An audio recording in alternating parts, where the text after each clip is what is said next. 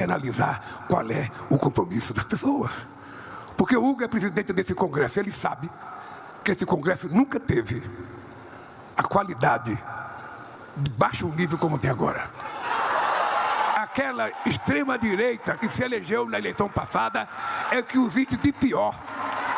Sabe, a gente não pode ter um presidente, sabe, que nega que existiu o Covid, que nega a vacina, sabe, que distribui remédio para as pessoas tomar que não vale nada, que tem um médico da saúde que não entendia porra nenhuma de saúde, sabe, e a gente precisa se manifestar. Por isso eu quero dar parabéns ao Rio de Janeiro pela manifestação que vocês fizeram em defesa da decência política deste país. Só vocês podem consertar esse país. E quero que vocês saibam que eu estou nessa. Eu vou tentar lutar até o fim da minha vida, porque eu quero que o meu neto, o neto de vocês, o bisneto de vocês, tenham aquilo que eles têm direito. Quem é pai, quem é mãe sabe que a gente não deseja riqueza para o filho. A gente sonha que o filho da gente tenha uma boa educação, uma boa formação profissional, para ele viver independente a vida inteira.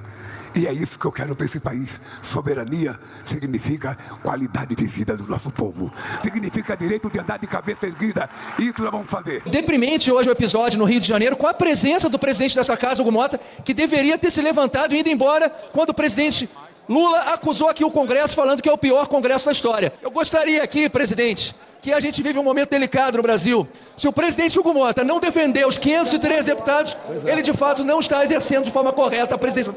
Mas hoje é o dia, quero falar aqui para esse plenário, em que o presidente do Brasil declarou, no meio lá da sua turminha, lá, né, de sindicalistas, evidentemente, que este Congresso é o pior Congresso da história do Parlamento. Com certeza, eu acho que ele deve estar se referindo à turminha dele, que tem que abaixar muito o nível para conseguir acompanhar o nível do presidente bebum da República. Aquele que se alia a terroristas, aquele que é contra a vida, a favor do aborto. Realmente, os seus aliados têm que abaixar demais o nível. Senão, fica totalmente incompatível com o seu líder. Corrupto, condenado em 3 instâncias, descondenado. A gente merece isso, presidente? Eu acho que não, né? E ainda colocou o presidente da casa, Hugo Mota, que estava ao seu lado, numa situação bem ruim, porque diz que o presidente da casa sabe que este é o pior Congresso da história. Olha, se não fosse essa direita, se não fossem os conservadores, as pessoas que lutam pela vida, que lutam pela família, realmente seria uma desgraça. Ainda bem que nós temos parlamentares de direita para representar o povo de bem. Repercutir aqui a fala desnecessária do descondenado Luiz Inácio Lula da Silva, se referindo a esse Congresso, falando que esse Congresso é o pior Congresso da história desse Parlamento.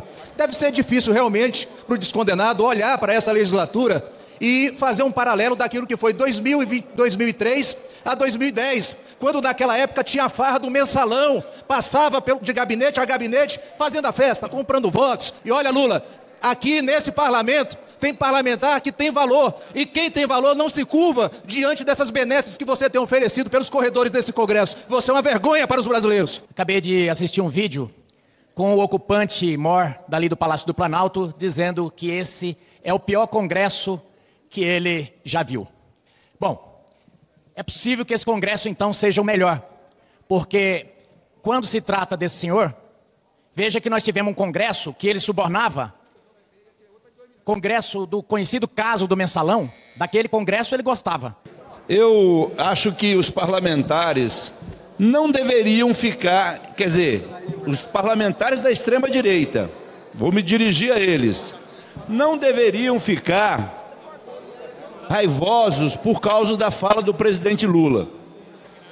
Porque, de fato, o nível do debate político nesta Câmara baixou muito. Tem um baixo nível aqui de alguns parlamentares que fazem lacração para a internet, fazem xingamentos. Hoje nós vamos votar aqui a sustação da ação penal em favor do deputado Gustavo Gayer. Eu falei a semana passada na CCJ. Eu fiquei com vergonha de ler o que ele gravou e publicou nas redes sociais. Eu fiquei constrangido. Então, há um baixo nível, sim, e se a gente quer resgatar a credibilidade... E se a gente quer resgatar a credibilidade desta casa, tem que parar com o baixo nível, com as lacrações, com os xingamentos e nós focarmos naquilo que interessa ao povo brasileiro. É baixo nível, sim, e é baixo nível da extrema-direita. Nós não deveríamos nunca votar essa SAP hoje para assustar a ação penal, pelo que disse o deputado Gustavo Gaia. Quando eu ouço alguns aqui reclamando que o presidente, o chefe do executivo, criticou o Congresso, o pior da história, eu entendo que a melhor resposta é superar a má visão que o Congresso tem frente a boa parte da população. O que contribui, inclusive para aquela hashtag Congresso Inimigo do Povo, é, em boa má parte, posturas, votos, projetos, pautas que, de fato, são muito repudiadas pela sociedade. Se a gente tem uma pauta virtuosa, como está tendo essa semana, com muitos projetos vinculados à educação, como teve semana passada, a gente avança, resgata um pouco essa credibilidade, que de resto é também a dos partidos políticos, é também a do próprio judiciário em muitos aspectos. É muito bom que a sociedade tenha um olhar crítico em relação às instituições republicanas, para que elas sejam mais e mais republicanas, abertas ao povo. Agora há pouco vivemos, alguns de nós, uma sessão comovente. Mães de filhos assassinados ao longo dos anos por aqueles que deviam protegê-la, vale dizer, o aparato estatal, estavam ali reunidos num movimento de autoproteção e um movimento de amparo às vítimas da violência estatal. Um plenário lotado, o plenário 2, e depoimentos candentes, dolorosos, fortíssimos, que eu queria e pedi a Deus para que ele repercutisse em cada um dos 513 mandatos da Câmara Federal, nesse plenário, inventando outra trama, sensibilizando o nosso coração em relação ao que de fato esse país precisa para caminhar, sim, com ética pública, doa a quem doer, de ontem e de hoje, com participação popular, com reforma política democrática, com justiça, com programas sociais continuados e substantivos, não apenas em período eleitoral, com redução da abissal desigualdade social, com um sistema de justiça que faça justiça e não cometa erros como acabou agora, um condenado por 15 anos que, na verdade, se descobriu agora que ele era inocente, porque pobre, foi pressionado, confessou no momento e depois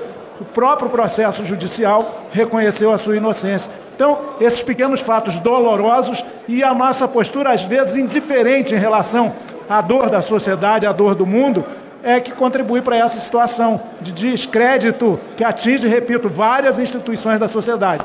O desafio é republicanizar a República. Vamos nessa.